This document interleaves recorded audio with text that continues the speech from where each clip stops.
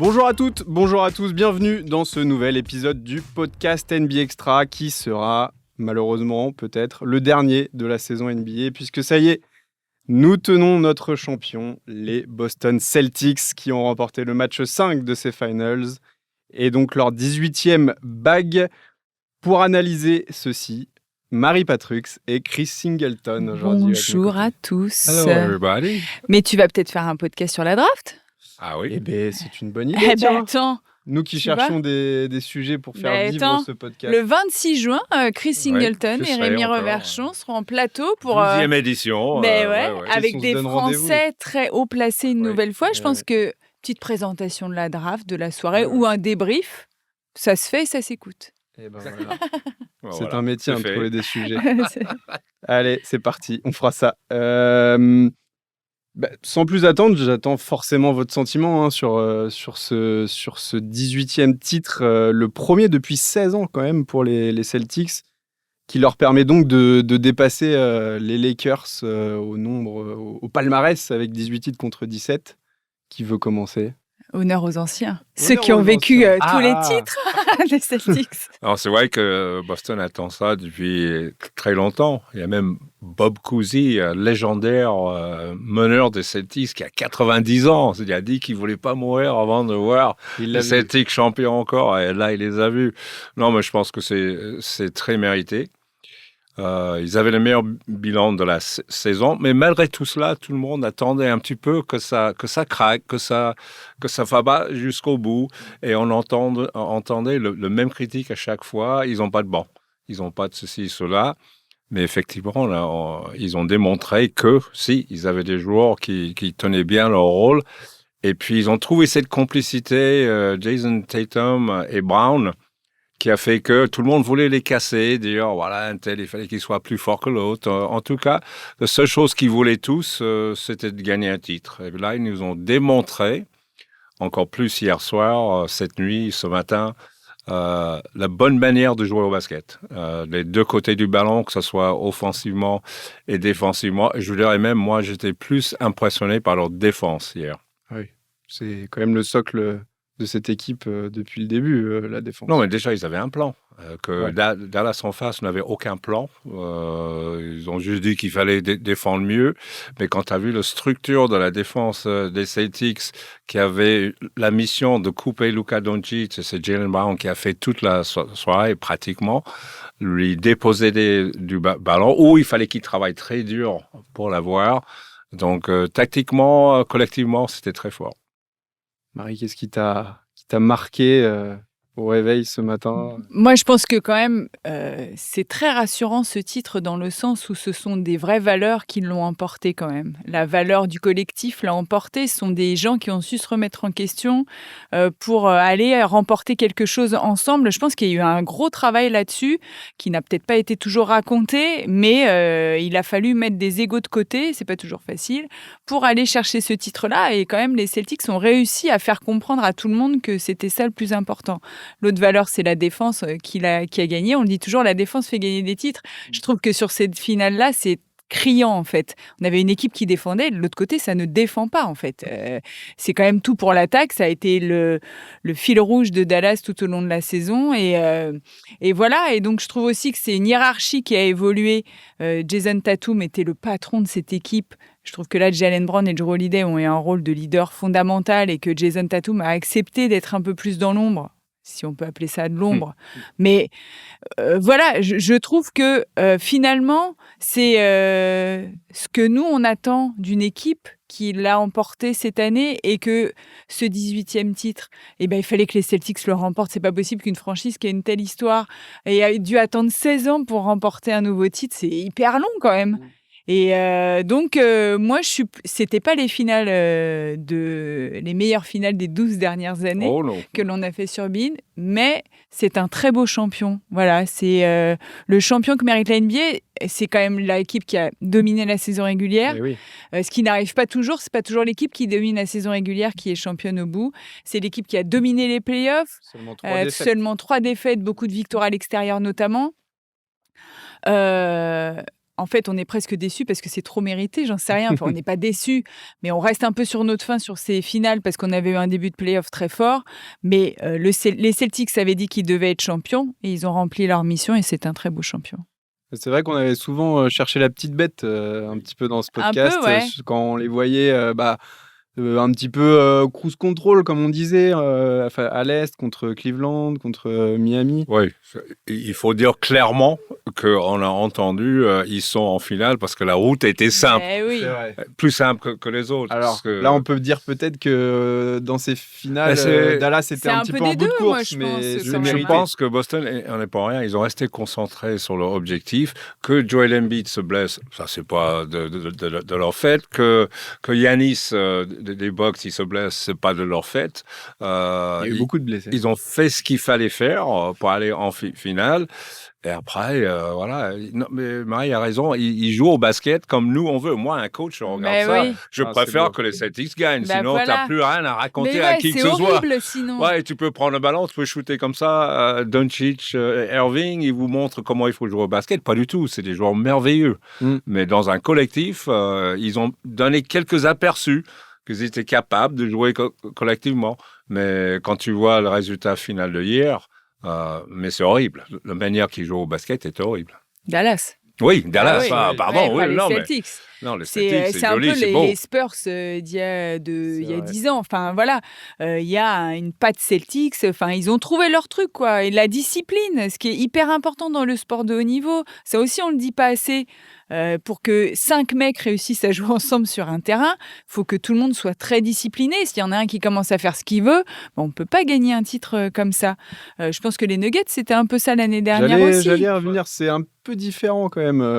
Enfin, ça s'articulait quand même plus sur un joueur. Ouais, non, mais il y avait un collectif. Jokic, si Jamal Murray n'est pas au niveau, Nicolas Jokic ne peut pas être champion non plus. Bien sûr.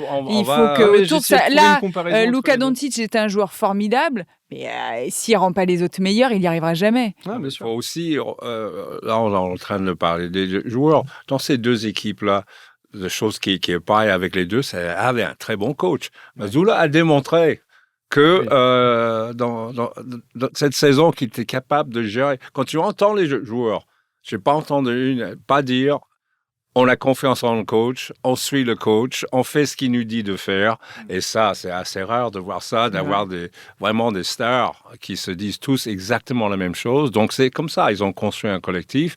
Ils ont construit un langage pareil, tout le monde. Et surtout, la façon de jouer au basket. Ils ont défendu aux 5 jours qui étaient sur le terrain et il n'y a jamais eu de maillon faible. C'était toujours, même les joueurs qui sortaient du banc, ils donnaient tout ce qu'ils avaient. Ils ne jouaient pas longtemps. Mais ils donnaient tout ce qu'ils avaient, et ça, c'était vraiment un collectif formidable. On a bien dit que c'était un collectif, mais moi, je voulais du coup revenir sur un petit peu chaque individualité, parce que dans cette grande histoire, il y a des petites histoires de chaque joueur, c'est assez intéressant. Et comment ne pas commencer par Jaylen Brown, quand même, qui remporte le titre de MVP des Finals. C'était pas forcément attendu, tu l'as dit, Marie, tout à l'heure, mais... C'était incontestable. Au fur et à mesure des playoffs, on a quand même compris qu'il était. Au début de la saison. Au début de la saison, quand même Tatum. C'était en effet, ils étaient tous les deux sur un pied d'égalité avec Tatum un peu plus au-dessus, parce que scoreur, etc. Je trouve que Jaylen Brown a. En plus, il a fait ça avec une douceur. Enfin voilà, ça s'est passé en douceur tout ça. Il n'a pas forcé le truc. Là, il reçoit son trophée. Il dit c'est aussi le trophée de Tatum. C'est quelqu'un qui n'est pas égoïste et ça se ressent quand même. Il a été MVP des finales de conférence aussi. Je pense qu'il est devenu le leader vocal de cette équipe. On l'a vu beaucoup parler pendant les finales. Hier soir, quand Doncic sort, il dit « Non, mais attends, s'il reste sur le terrain... » Enfin, quand Doncic revient, il dit « Moi, je reste aussi sur le terrain parce que ma mission, c'est de défendre sur lui. » Là aussi, c'est totalement logique que ce soit lui le MVP des finales parce que c'est un leader, voilà. Pour moi, il incarne ce qu'est un véritable leader dans une équipe. C'est ce qu'on attendait de lui un petit peu. Moi, il était un petit peu en retrait, oui, mais parce que c'était pas le rôle qu'on lui donnait avant. Et que Tatum et je pense qu'on lui a donné ce rôle-là et il l'a pris totalement. Pas à ce point-là, parce que en début de saison, on attendait, on disait tous, c'est l'année de Tatum. Il faut qu'il prouve que c'est un des meilleurs joueurs de l'NBA qui peut amener son équipe au titre. Mais ce qu'on a compris au fur et à mesure, c'est la progression de Jaylen Brown, les deux côtés du ballon. Et même si on voyait plus Tatum, Jaylen Brown était en train de bâtir vraiment un jeu complet. Et puis pour moi, à la fin de saison, il avait dépassé Tatum au niveau de l'impact. Par contre, Tatum a bien compris que lui, sa mission était de gagner un titre, parce que comme ça, on ne pourrait pas dire, tu regardes, Tatum est dans une équipe, il peut pas gagner un titre. Donc, chacun avait sa mission. La mission finale était d'être champion. Et Jaylen Brown, quand on voit le match qu'il fait hier, quand tu vois la manière qu'il joue au basket, pour moi, il n'y avait aucun doute sur cette globalité de finale. C'était lui le MVP. Et grosse défense sur Doncic aussi. Hein. Il a quand même... Mais regarde tout ce qu'il fait dans les playoffs, le buzzer qu'il met là dans le corner contre Indiana. Ça, c'est aussi la capacité, et ça, Mazzulla, encore une fois, il est très important là-dedans. Quand tu sacrifies un joueur, parce qu'en fait, il coupe Doncic, donc c'était 4 contre 4. Il faut avoir confiance dans ces 4 qui restent, qui peut maintenir le ballon, qui peut maîtriser le rebond, qui peut rester organisé. Et c'est ça qui s'est passé exactement. On a vu une confiance dans un esprit technique qui était très fort. Et ces deux-là, qui cherchaient quand même un titre depuis 5 ans, depuis qu'ils sont ensemble, ils ont attendu, ils ont été patients. Et on ne les a pas séparés. Il n'y a pas qu'eux qui ont attendu. Je trouve que l'organisation des Celtics leur a fait confiance jusqu'au bout. Combien de duos auraient éclaté avant ça? Là, jamais aucun duo n'a eu autant de temps pour réussir à gagner un titre. À un certain moment, c'était à juste titre, parce qu'ils ne jouaient pas ensemble.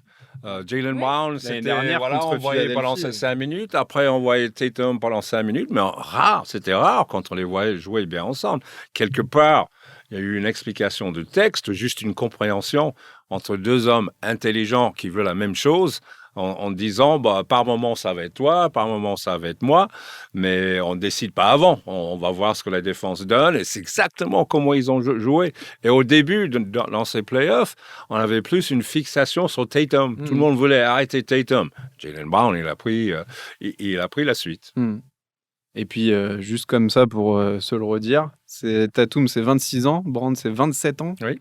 Ça y est, ils ont une bague, ils se sont libérés de ça. On peut imaginer déjà que le duo ne va pas être séparé tout de suite. Parce que si ça n'avait pas marché, peut-être que là, il y aurait quelque chose de cassé. Oui. Mais voilà, ça peut être un peu le futur de la Ligue pendant un petit moment.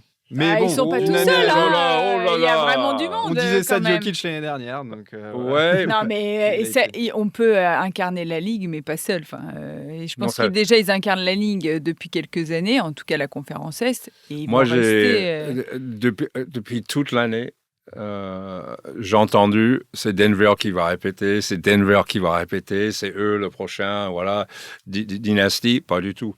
L'NBA est devenu beaucoup trop fort maintenant.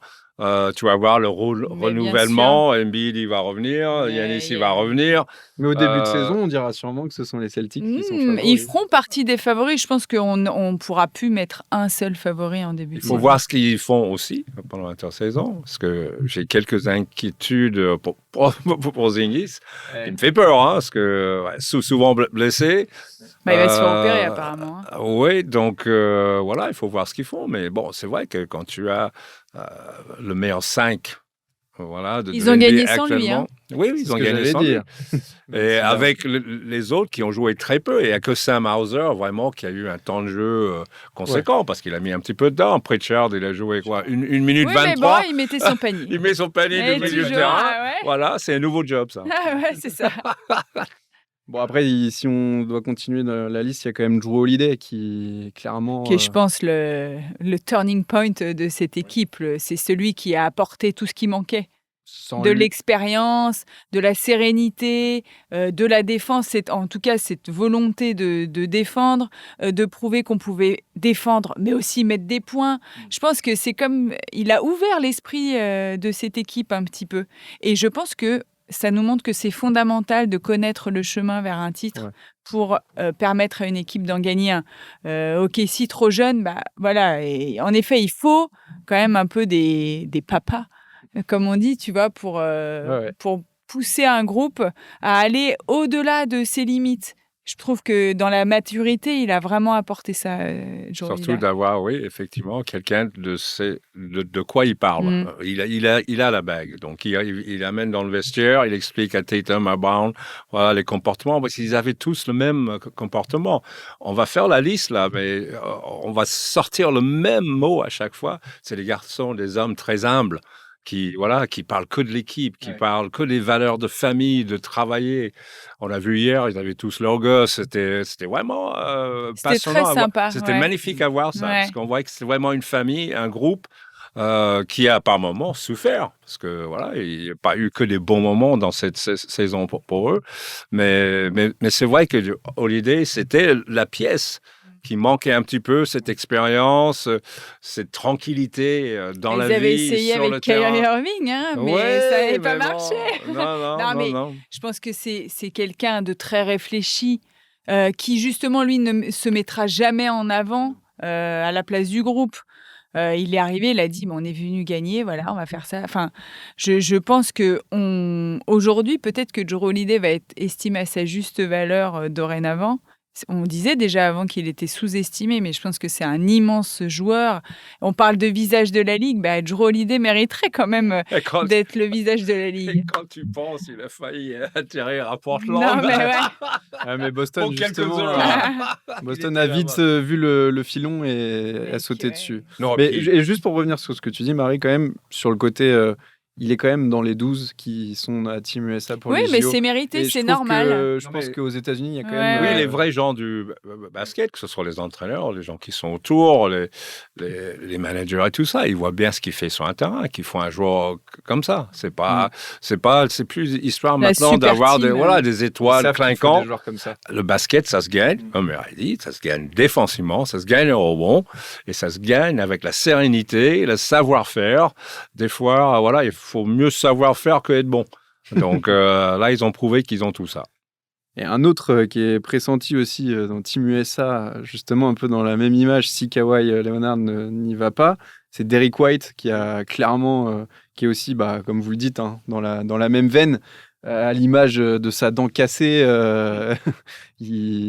Ça aurait pu être le nez comme Mbappé hier soir, mais ça a été la dent. À l'image de ses contres, à l'image de tout ce qu'il fait, ses son rotations adresse. défensives, capacité de défendre sur n'importe quel poste avec une dureté, une anticipation, toutes ces chase down contre qu'il a fait, son effort, son leadership. Voilà, c'est quand même un joueur qui non seulement était là prêt à mettre des points, mais il fait partie de l'élite défensive aussi. Et ça, c'est le plus grand clé de Boston. C'est là, ils ont 5 joueurs élites défensivement. C'est vrai que les 5, il n'y a rien à redire.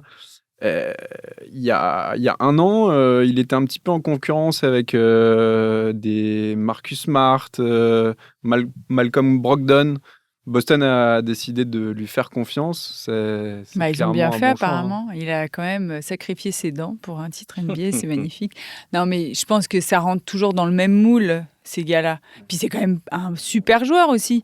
Il rentre, il met les paniers qu'il faut, quand ils sont un peu dans le dur dans les finales. Il a mis des gros paniers dans Des les gros quatrièmes, 3 points. dans les Clutch, quatrièmes ouais. cartons. Mais moi, je pense que tout ça, il n'y a pas de surprise en fait. C'est le rôle. C'est comme s'ils avaient une liste de courses. Toi, tu dois faire ça, ça, ça. Et chacun est très fort dans les domaines dans lesquels il devait œuvrer. Donc finalement, c'est comme nous au travail. Voilà, Chris, il va pas présenter NBA Extra et non. je vais pas prendre la place de Chris, tu vois. T'es en train de dire que ça fait 12 ans que vous Ça gagnez peut- la bague de champion. Ça peut être Bah marrant, oui, ça. évidemment. Par contre, Mais oui, mais Derrick White, il a grandi aux Spurs. Enfin, je trouve que c'est vraiment Joe Mazzulla et Brad Stevens, ils ont fait comme ça. Ils ont pris la force de chacun et ils ont construit leur jeu autour de tout ça. ouais, on a prouvé que Brad Stevens est un meilleur GM que coach. Ah hein. oui, vraiment. Et puis même lui, il a l'air tellement mieux. Ouais. Je les avais dans ma liste, hein, mais forcément. Bon, il y avait alors Ford avant, peut-être quand même un dernier mot sur Bigard. les Ouais, mais regarde, derniers joueurs. l'importance de connaître le chemin. Même pour un mec qui a fait 20 à 17 saisons en NBA ou des 17 campagnes de playoffs. Et 186 matchs. Mais ouais, non, mais sans voilà, titre de c'est. playoff. Enfin. Puis on oublie la période où il était enterré à Oklahoma City, mais il a Mais qui est allé le chercher encore une fois? Mais il a aidé les jeunes. Oui, mais quand il était là, il jouait pas. Il a aidé les jeunes, il patientait. Mais à mon avis, avec toute la fierté qu'il avait, ça m'a très fier, ça se voit. Il n'allait pas finir comme ça. Donc il a patienté, il a continué à travailler. Côté revanchard aussi, quand même. Oui, tous ces joueurs-là, ils ont un côté revanchard. Des choses à prouver. Ils ont perdu des choses et il y a pas mal de gens qui n'ont pas cru en eux. Ah oui. Voilà, donc je sais pas si c'est la revanche qui les fait gagner ce titre-là. Je sais pas si c'est le moteur essentiel de leur motivation. Mais je pense que pour Al Horford, moi, je trouve ça très beau d'avoir tenu. Oui. Parce que il a été maltraité quand même par moments. Et il a tenu et il a réussi à atteindre son truc. S'il prend sa retraite là, on lui en veut pas, quoi. C'est pas mal, hein. C'est pas mal comme retraite. Bon, on va parler quand même des deux architectes. On en a un petit peu parlé, mais il faut quand même revenir dessus. Bon, c'est une question un peu... Mais si vous deviez choisir entre Mazzulla ou Brad Stevens, quel est C'est pas le même métier. C'est comme si tu disais, je dois choisir entre Chris ou Marie. moi. Non, mais tu vois. Mais c'est vraiment... Non, mais est-ce que c'est un binôme selon vous? Oui, mais je pense que c'est un binôme qui s'est construit. Sachant que Brad Stevens, du coup, était coach avant. Mais parce que lui, il est mieux dans ce rôle-là. Je pense que c'est quelqu'un qui a été submergé par le rôle de coach. Il a bien fait. Brad Stevens était un très bon coach universitaire. Moi, je l'avais suivi quand il était à Butler. Au niveau QI basket, c'était très élevé. Très, très élevé. Mais c'était des jeunes. Donc après, le monde de la NBA, c'est pas du tout pareil. Je pense qu'à un moment... c'était plus du tout dans son intérêt, où il retournait en université, où il changeait de place. Et là, il a trouvé construire une équipe, faire le puzzle et tout ça, ça lui intéressait beaucoup. Donc Mazzulla, c'était un coach qui était assistant pendant très longtemps. Du coup, c'est un peu le même profil que lui. Je crois qu'il était en NCAA. Oui, mais il était assistant. Il n'a jamais été vraiment oui, mais il n'avait pas d'expérience non plus, quoi. Mais c'est quelqu'un qui était prêt à faire toutes les petites choses. C'est vrai qu'il fallait qu'il prouve, parce que la gestion de Boston l'année dernière, et cette année, et je l'ai souvent dit, peut-être à tort, mais je dis, ces joueurs ne lui écoutent pas. Tatum, il fait à savoir ce qu'il a envie de faire, il prend les shoots quand il a envie de faire. Il y a eu des finales, des playoffs où il y avait des moments horribles où tu voyais que Mazzulla était tout seul à son temps mort et que les autres étaient sur le côté. Ça, ces malaises-là n'existent plus quand même. Ouais. Mais je trouve ça incroyable qu'il ait que 35 ans. Il pourrait être encore joueur, limite. D'ailleurs, est-ce que vous savez le dernier coach à avoir gagné à cet âge-là? C'est le seul. À 35? À 35. Je vais vous aider si vous voulez. Il était entraîneur-joueur. Ah, Bill Russell. Eh oui. Je l'ai vu en plus, on l'a dit, on l'a mis, on va en parler dans l'émission. Il y a eu tellement d'infos ce matin. Un beau clin d'œil, en tout cas, forcément. Mais c'est quand même une belle franchise. Ouais. Franchement, toute la ferveur qu'il y avait dans la... On n'a pas parlé de la salle, ouais. Ouais, dans la salle, même dehors, il y a des images de foule toute la nuit. C'est quand même une ville de sport incroyable. Boston, c'est une ville formidable. Il y avait des matchs en même temps de baseball et de NBA. Tout est plein. C'est quand même... c'est une ville génialissime. Ils ont vraiment poussé, Chris, quand même... Ah oui, non, mais quand tu compares, parce qu'on avait dit à Dallas, c'est pas mal, mais à Boston, c'était 2 fois plus fort. On a vu la différence, parce que c'est une tradition. C'est des gens qui suivent, et je dirais, des connaisseurs. Ça ne veut pas dire que je manque de respect vis-à-vis du public de Dallas, mais c'est un peu jet set, c'est un peu, tu m'as vu, j'étais là... Voilà, il y a le quarterback de Kansas City qui est là. Voilà, tout le monde est là. Boston, c'est les vrais durs, des travailleurs qui suivent cette équipe depuis très longtemps, qui sont passionnés, qui peuvent se fâcher avec. Mais je suis à l'image de Mark Wahlberg. Voilà, c'est l'acteur. C'est à son image à lui. Et qui peuvent même peut-être faire déjouer certains joueurs. Maintenant, on va passer de l'autre côté. Au Mavericks, c'est quand même Kyrie Irving qui est passé à côté. Qui est passé à côté, comme Luka Doncic, évidemment. Mais... Totalement à côté. Oui, mais bon, cette équipe a touché ses limites que l'on pressentait déjà avant.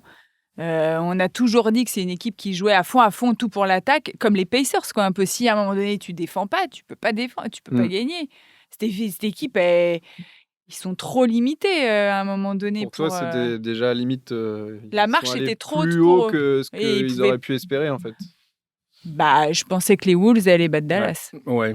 Et Je pense que ça aurait et pas été Dallas, le même ils match-up. arrivent parce que chez Gilgeous-Alexander fait une faute sur un Ouais. shooter à 3 Ah, points dans voilà. le coin C'est aussi. ça. Ça Il y a- alors, ça m'a t'est marqué resté, ça en parce que tête, moi ça. j'aimais beaucoup OKC parce Ouais. que eux, contrairement à Dallas, ils jouent de la bonne manière. C'était des jeunes qui couraient, qui jouaient ensemble. Et chez Gilius, la grande classe. Non, mais ce qui est Encore le dommage, temps. on est en train de dire que Luka et Kyrie c'est un échec, même quand ils pendaient. C'est pas un échec. Mais que sur ces finales, oui. Ah, sur ces finales, Mais je pas parle des sur la- finales, moi. ouais. Non, leur Ah saison, oui. leur C'est saison. quand même un duo qui marche bien. Oui, oui. Et puis on Ouais, a cru. c'est On une a belle cru. surprise. Au début, on ne croyait Oui. pas. Après, on commençait à croire. Ouais. Et ils nous ont déçus. Donc, non, mais ce qui est dommage, c'est dans ces finales, c'est en train de dire, oui, c'est un échec, machin. Et ça démontre que c'est pas la bonne manière de jouer au basket. Doncic, il mettait 30 points. Mais c'est pas ça. Kyrie Irving, quand il mettait les passes, c'était pas assez pour changer le visage de cette série-là. Donc, tu as une équipe où tu as des individualistes qui sont vraiment beaucoup de talent, oui, je suis d'accord, mais qui savent pas jouer de la bonne manière pour gagner un titre. Voilà. Et Boston, c'était le opposé, mais complet. Des bons joueurs qui savent, voilà, quand est-ce que, voilà, je dois faire ça, quand est-ce que je dois faire. Mais par contre, on doit tous défendre ensemble. Tu as vu la manière qu'ils l'ont écrasé en rebond hier. Et c'était les petits qui venaient, Ouais, voilà, Kyrie Irving qui bloquait pas, Luka Doncic qui bloquait pas. Donc voilà, il y a des détails du basket qui sont très importants. Et puis, vous disiez voilà, que cette équipe de Boston, elle est habituée à jouer depuis plusieurs saisons. On a souvent parlé de l'apport de Gafford, de PJ Washington. Oui, mais finalement, ça fait que 6 mois qu'ils jouaient ensemble. C'est pas eux qu'il faut pointer du doigt, je pense. Ils ont oui, mais c'est pas eux qui savent pas créer. Ils vont pas créer leur shoot tout seuls. Enfin, tu vois, il y a un moment donné, c'est pas eux qui vont changer le destin d'un match. Ils ont changé le visage de cette équipe depuis le mois de janvier. Mais on a vu ils sont là aussi. Grâce à cet apport-là, cette complémentarité. Défensif, Lively et Gafford, elle n'était pas beaucoup. Ce qui on ne peut pas faire, c'est inventer des joueurs pendant le final, les Lively. C'était, il a fait un petit peu à la fin. Franchement, moi, j'ai trouvé ça bien pour un premier. Oui, parce que c'est un rookie, c'est ça qu'on oublie. Ah oui. Mais voilà, c'est un peu. Oui, mais c'est pas lui non plus qui va tout changer. C'est Kyrie, il doit pas passer autant à côté. Luka doit pas être aussi maladroit. Est-ce qu'il est blessé ou pas? On n'en sait rien, tu vois. Mais on parlait de leader à Boston. Moi, j'ai pas vu des vrais leaders du côté de Dallas. Non, mais la seule chose qu'on peut reprocher, éventuellement, pas Jason Kidd forcément, mais de n'avoir pas impliqué tous les joueurs de son équipe dans le jeu. Oui. Parce que quand ils avaient besoin d'eux, ils n'avaient pas l'habitude. Ils mettaient à côté, quand tu vois Derrick Jones qui passe à côté de ça, c'est un peu. Hardaway Jr., il jouait avec la poussière sur le dos.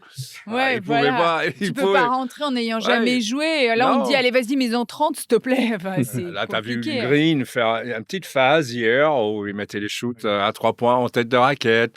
PJ Washington était à côté de la plaque. Il n'était pas en rip. Donc, effectivement, ça joue un petit peu là-dessus. Qu'est-ce qu'on peut attendre de Dallas? Ils vont être compétitifs, mais il y a tellement de monde. On regardait un peu ce matin la Conf Ouest, ça va être encore... Il peut y avoir pas mal de... Il y a beaucoup de contenders, mais ils peuvent être contenders aussi s'ils veulent. Oui, parce que évidemment, Denver va revenir avec une motivation extrême. Les Wolves, OKC... voilà. Oui, les 4 derniers, déjà, c'est solide. Hein. Oui. Puis, Et ça montre aussi que Dallas est arrivé... a combattu quand même à l'Ouest. Ça a été quand même une sacrée bataille pour arriver jusqu'en finals. C'était jusqu'au bout, c'était jusqu'à la fin. Donc, on va voir les équipes comme les Lakers, quand ils vont venir avec les 2 James, tu vas voir comment ça va être fort, ça. Bronny et LeBron, watch out! Et Gigi Redick, en plus. Ces petits débats. C'est peut-être les Warriors. Non, pas tout de suite, je pense. Marie. Non, pas tout de suite. Pas tout de suite. Non, là, ça va pas être. Il va falloir être patient. Hein. Et on aura le temps de revoir tout Bien ça. sûr, on verra. On verra. La On saison verra. prochaine, Nous mais verrons. d'ici là, il y a donc la draft, Voilà. peut-être les Jeux Olympiques. On essaiera d'en parler aussi dans ce podcast. En On peut tout parler cas, de WNBA aussi, si vous voulez. on peut essayer de faire un Ouais, podcast. alors WNBA. cette faute sur Caitlin Clark. Oh, magnifique. Magnifique faute. Est-ce qu'ils en ont pas fait un peu too much là-dessus? Oui. Ah, merci. Parce que, voilà, si tu te souviens du faute de Porzingis et PJ Washington hier.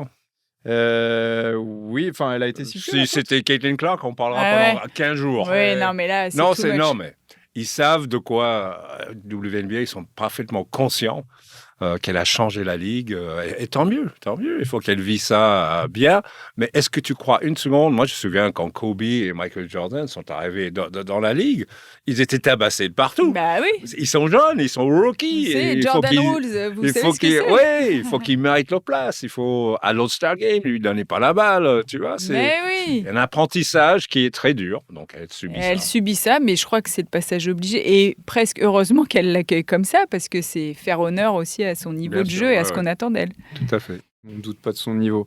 Et bien voilà, c'est Eh bien, sur merci. c'est là-dessus Bah, qu'on merci. va... Merci, on va enchaîner, nous, alors. Voilà. En tout cas, merci de nous avoir suivis tout au long de la saison. Merci à vous Avec aussi. plaisir. Et puis, on se retrouve très bientôt. Salut.